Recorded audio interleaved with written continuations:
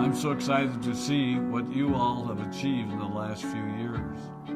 Your growth has been incredible, and I'm grateful for all of your hard work and sacrifice. A lot of that growth has been brought about by new people coming into the business to take advantage of our generous marketing plan and effective product line. So I thought I would take just a moment of your time to share with you a little bit about where Forever came from and where Forever is going. I've heard people describe this as our culture, but I think it's simply who we are. Several decades ago, I was an executive for a real estate development company called Del Webb. And at that time, there was a lot of excitement about a new business concept. And like many of my colleagues and friends, I went along to a business opportunity meeting and listened to a presentation about multi-level marketing. I immediately fell in love with the concept that people would be motivated to help each other and be able to make a living doing so. It's a beautiful thing when you think about it. Although I was enjoying my career, I didn't think that I was contributing as much as I wanted, or as much as I could, to improve the well-being of the people around me. Inspired by the concept of people helping one another, I set out to write a marketing plan that is almost identical to the one that we use today. As I developed it, I had two goals. One was to pay the highest bonuses possible and still be able to run a company effectively. Two, to build a plan that would motivate and encourage people to keep working. I wanted a plan to reward those that remain active and engaged. I love the concept of a royalty income. However, I believe that it's good for our souls to work hard. People who work hard are happier. Of course, if you work hard, you should play hard. And that was one of my motivational factors in starting Forever Resorts. It was to give people the opportunity to spend time with their loved ones and experience the wonder of nature. Next time we're together, maybe I can tell you more about my passion for our resorts, our rare animals, and spectacular natural resources. So, with the marketing plan prepared, I needed to find a product. And we searched around and looked at different opportunities. I was passionate about finding something that was effective, consumable, and that we knew would not be a fad. During my search, I met a group of doctors who had developed a method of stabilizing aloe vera. They convinced me of its efficacy, and we began testing the product, and were amazed by the results. We were in business. We had a fair and balanced marketing plan, a consumable, effective product, and the third ingredient, an absolute conviction that we could make a difference in the lives of the people around us. And while it might have been a bit presumptuous, we honestly believed that we could make a difference in the world. We put in generous return policies, customer service incentives, and began to build this business based on the principle of being nice to one another and helping others.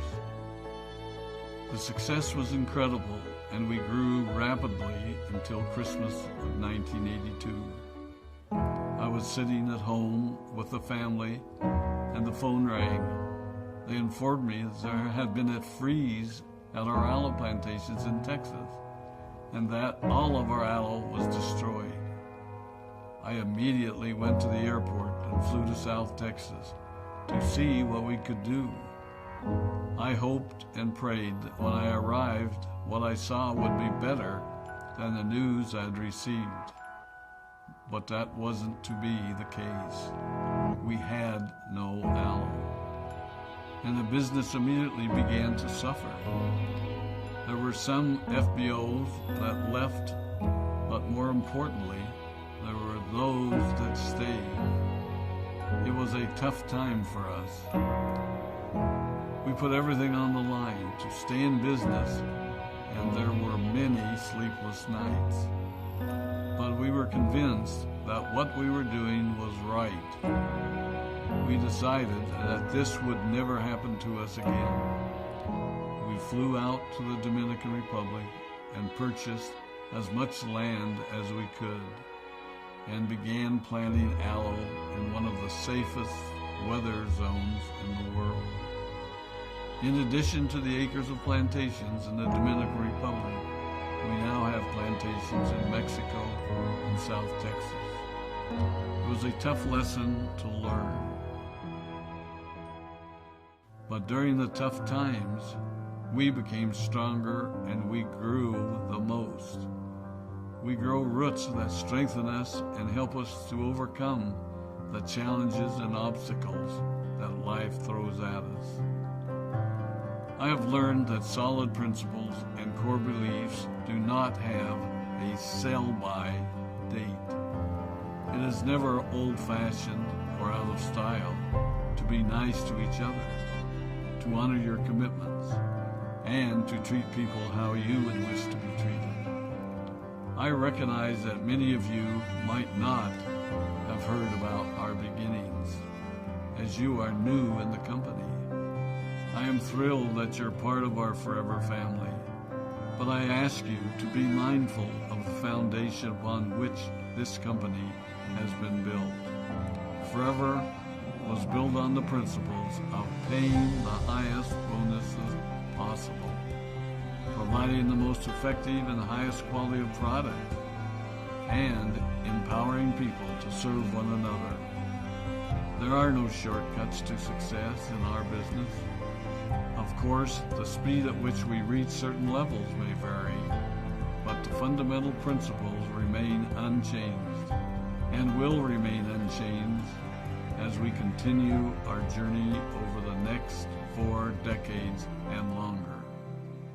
There will be times when a pathway will open up to you that will tempt you to take a shortcut, to buy a little more product than you may need, to make a purchase in someone else's name, or other ways in which we are tempted to give up what we want most for what we want now. Never forget that you're a part of something special, a business that has been built upon taking the road less traveled.